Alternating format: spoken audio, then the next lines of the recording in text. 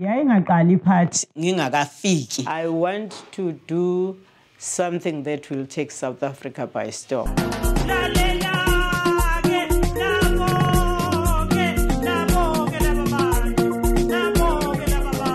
Sikhathazeka kakhulu ngendaba yabantu. Ngibuye ngibone ukuthi mhlambe futhi kunomthelela weculture ukuthi hayi umuntu wesifazane ngoba nje kukhona abantu besilisa abadala ngisho kunami abaculayo kodwa kushiwo lutho kubona.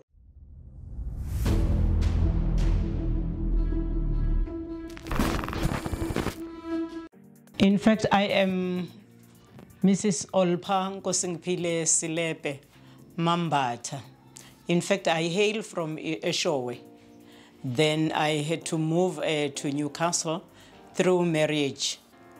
About GEE65, that name came about when I had composed this song. Then I said, you know what, my artist name will be GEE65, which means ugogo ona 65 years.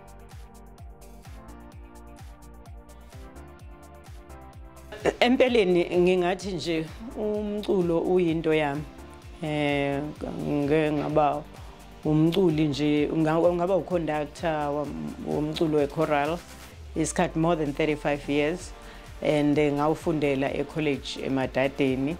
So emveni kwalokho ngike ngarecorda igospel kodwa ke akuhambanga kahle. Then ke angayihlalela lokho. Manje namanje ngizothi thanks to lockdown, because though I'm busy doing my research, but there was this time where I had done what I was doing. Then this thing came to my mind that, you know what, I want to do something that will take South Africa by storm. And I started, you know, composing the song, and Obani, lababantu, and then after that I tried ukuthi ngitholane no DJ lababa powerful ngebhadi angikwazanga ukuthi ngiphumelele abangiphendulanga kodwa ke ngasizwa umntwana nje lapha eThekwini weMarimba Records uSiphe Khanyile yena wazimisela ukungirecorda yingakho ke nje usungibona sengirecorda manje.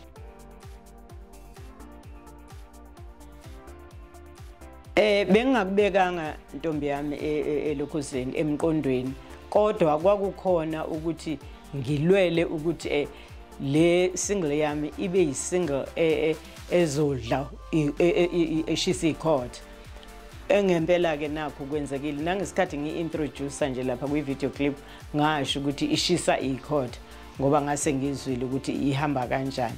So ke bengakakucabangi indaba yokuhlukanisa unyaka kodwa if it happens, then I'll thank God for that. I'll thank, and I know my fans will be supportive by voting, so I'll thank God for that. Unfortunately not. Unfortunately not. The reason being, my age Counts. Secondly, I cannot compete with myself. I've done what I've done right now, and it's completed. It's like that. So I'm so sorry to my fans that I will never come up with another single or album. So it has come to, it was a once-off project. Yeah. So I'm so sorry for that.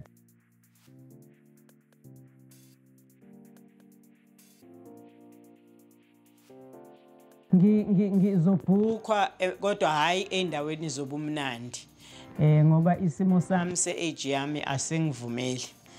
Uma ungathatha nje mntanami umama wakho ukuthi angaya yini lapho, so ngicela ke uzwelane nami ukuthi hayi akungivumeli. I-genre engiyikhethile ngiyikhethe ngoba I just wanted an effective tool to send my message across. So izofinyelela ngobumnandi ifinyelele abantu bejayiva, ikakhulukazi abazukulu bami nabantwana bami bajayive. Lokho kuyinto enhle engibonga kakhulu.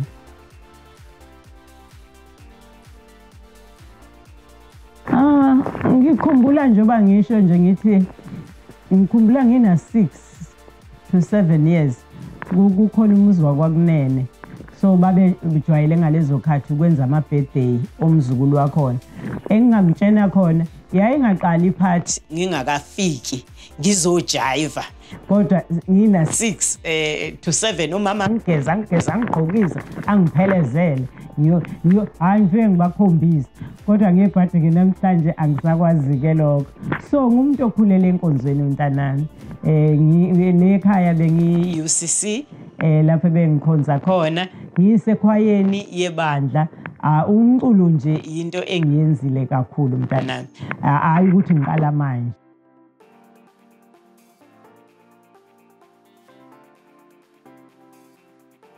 Konke nje ngikuhandlisha positively, anginayo inkinga.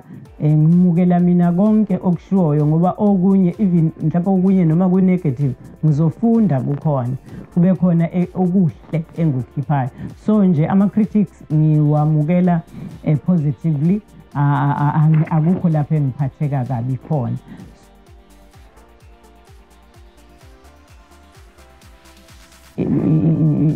Iculo lona ukulona lingi-inspire uma ngicabanga abantu nje ngaphala ngaphandle, ukuthi abantu bajwayele ukuthi abantu yazi abantu bayangihleka, abantu bayangihleba, bazothina abantu, sikhathazeka kakhulu ngendaba yabantu.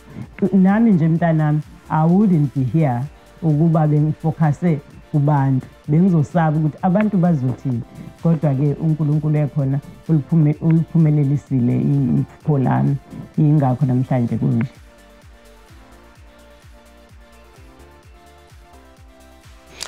Ake ngiqale ngabantwana abancane. Okokuqala ngizobanxusa ukuthi uma bezwa ukuthi banothando lwento ethile, abazame ukufuna ukuthi usizo bangalitholaphi, ukuze leyo nto yabo yenzeke kahle ngendlela. Bathole ne-training ukuthi batraineke kulento abayenzayo, bangaveli bajombele nje phakathi. Nanokuthi abazali, ngicela ukuthi abazali basupport abantwana babo. Abazali kufanele bakwazi uku-identifya ithalente lomntwana, basheshe balibone bese beyamsupporta, bese behamba naye futhi ngisho eyokwenza into ezithile kwenzela ukuthi umntwana akhuthazeleke ukuthi abasekhaya bakhona.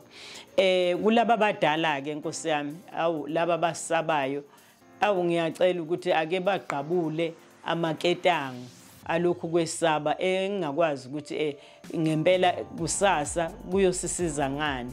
Ngibuye ngibone ukuthi mhlambe futhi kunomthelela we-culture, ukuthi hayi umuntu wesifazane ngoba nje kukhona abantu besilisa abadala ngisho kunami abaculayo, kodwa kushiwo lutho kubona. Kodwa ngoba naku secule mina ngina 65, sekusuka ukukhuluma. So-ke ngicela nje Nkosi yami, siphokophele phambili, senze yonke into okufanele ukuthi uyenze ngawe, ungesabi, ungayibambazeli. You need to follow your dreams, then one day they will come true.